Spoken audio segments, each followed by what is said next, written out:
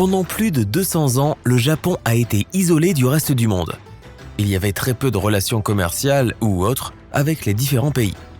Aucun étranger n'était autorisé à le visiter et aucun Japonais ordinaire n'était autorisé à voyager à l'étranger. Les habitants ne pouvaient qu'imaginer la vie en dehors de leurs frontières. En 1854, cet isolationnisme s'est enfin terminé. Les Japonais ont commencé à signer des traités commerciaux avec d'autres pays. L'un des premiers sur la liste était les États-Unis d'Amérique. Et comme les emails et les e-signatures n'étaient pas vraiment disponibles à l'époque, un traité d'amitié, de commerce et de navigation a été envoyé par bateau en 1860. C'était la première ambassade du Japon aux États-Unis. Les ambassadeurs ont quitté Yokohama pour San Francisco à la fin du mois de janvier. C'était une énorme délégation de 96 personnes.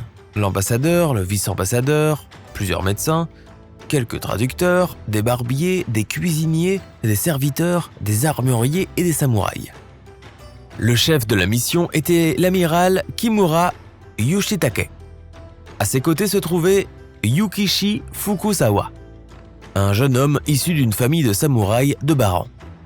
Il rêvait de voyager à travers le monde et avait décidé que le meilleur moyen était de se porter volontaire pour cette mission. Il offrit ses services à l'amiral en tant que traducteur et fut accepté. Si tu as déjà été au Japon, tu as probablement vu le visage de Fukuzawa. Il se trouve sur le billet de 10 000 yens. Il devint par la suite un célèbre éducateur, fondateur de l'université de Keio, mais également philosophe, journaliste, entrepreneur et fut même surnommé le véritable fondateur du Japon moderne. Tout cela en partie grâce à ce voyage. Dans ses nombreux livres, Fukuzawa a partagé ses impressions sur le voyage et sur ce qu'ils avaient vu en Amérique. Il voyageait à bord d'un navire à vapeur de la marine américaine, le Powhatan, chargé de plus de 50 tonnes de bagages, bien au-delà des restrictions de tout avion de ligne moderne. Une grande partie de cette charge était des cadeaux spéciaux pour se lier d'amitié avec les Américains. Il y avait également beaucoup de nourriture japonaise à bord, suffisamment pour que la délégation soit correctement nourrie loin de chez elle. Pendant plus d'un mois, ils n'ont vu que la mer et le ciel. Fukuzawa s'est rappelé qu'il n'y avait pas eu beaucoup de volontaires pour rejoindre la mission car c'était un voyage vers l'inconnu. Il testait également un navire japonais, le Karin Maru, qui les accompagnait jusqu'à San Francisco. Fukuzawa était particulièrement fier que les Japonais aient réussi à maîtriser les bases de la navigation occidentale, même en étant isolés du reste du monde. Et le navire qu'ils avaient construit effectua un voyage transpacifique avec succès. 37 jours et une escale à Hawaï plus tard, l'ambassade arriva à San Francisco. Ils furent accueillis comme de véritables rockstars, la presse, les fans et tout ça.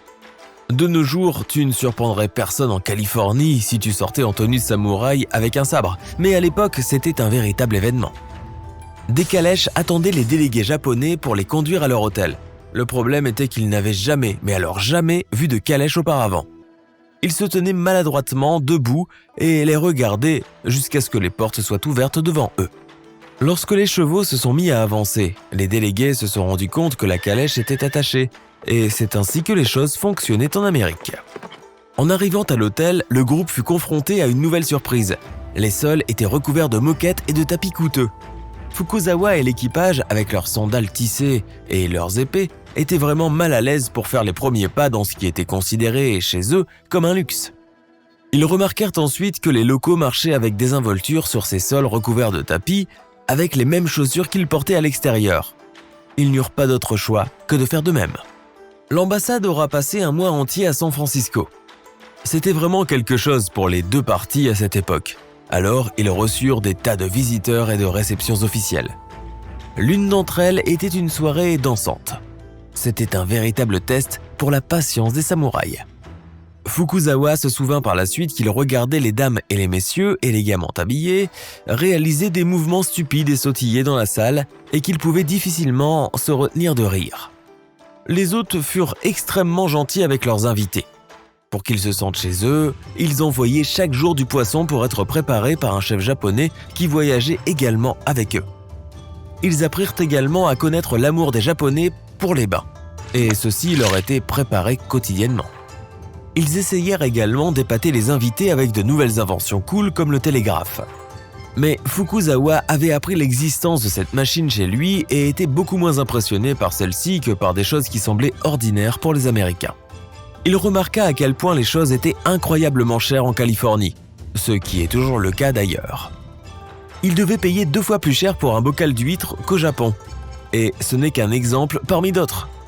Tout était cher, de la nourriture au logement. Il fut également choqué de voir d'énormes quantités de métal négligemment jetées dans les ordures sous forme de boîtes de conserve et d'outils cassés.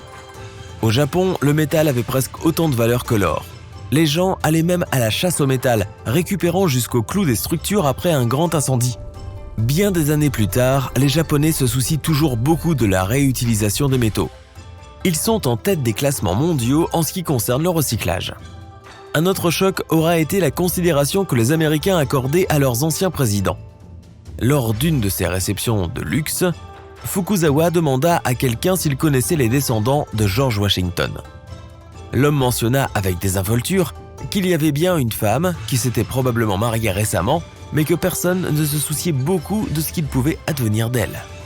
Au Japon, l'attitude envers les dirigeants et les membres de leur famille, en particulier les ancêtres, était vraiment différente. Les Japonais ont aujourd'hui encore le sentiment que le respect de leurs dirigeants est une attitude par défaut. Fukuzawa se souvint que ses amis avaient également réussi à surprendre les Américains une fois. Lorsqu'on leur avait proposé de les ramener à cheval après un dîner, ils se contentèrent de monter à cheval sans calèche. Les hôtes furent stupéfaits par leur habileté.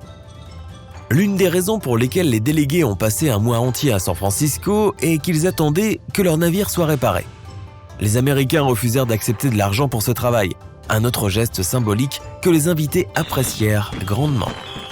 Fukuzawa reçut un autre souvenir important à San Francisco, un dictionnaire Webster anglais-chinois, qui devait l'aider plus tard à maîtriser la langue et à composer son propre dictionnaire anglais-japonais. Un autre grand souvenir de ce séjour est une photo de Fukuzawa et d'une jeune fille américaine qui est devenue l'une des photos les plus célèbres du voyage. Le Powhatan suivit son voyage vers l'Est. Il fit une escale à Panama où les délégués voyagèrent sur le chemin de fer du Panama, récemment ouvert. De là, ils montèrent à bord d'un nouveau navire et se rendirent à Washington DC. Ils y arrivèrent fin mai 1860 et furent également accueillis comme des rockstars. Il y eut des interviews, des réceptions et des visites de membres du Congrès et de chaque membre du cabinet présidentiel, ainsi qu'un dîner avec le président James Buchanan à la Maison-Blanche. Comme l'écrivit le New York Times à propos de cette réunion, une partie du discours japonais au président ne fut pas entièrement traduite par l'interprète, car elle semblait trop privée pour un public nombreux. C'est à Washington qu'ils signèrent finalement cet important traité qu'ils avaient apporté avec eux. Et comme ils passèrent 3 semaines à Washington, ils firent également les trucs de touristes. Ils visitèrent le Smithsonian Institute, les ministères et le Congrès. Une fois toutes les visites et la signature du traité terminées, la délégation se déplaça vers le nord, à Philadelphie. Après 3 jours passés là-bas, ils se rendirent à New York, leur destination finale pour ce voyage. Une fois de plus, ils se retrouvèrent en une de tous les journaux et furent accueillis comme des membres de la famille royale. Le jour de leur grande arrivée, un défilé remonta Broadway jusqu'à Union Square, puis descendit jusqu'à leur logement à l'hôtel Metropolitan.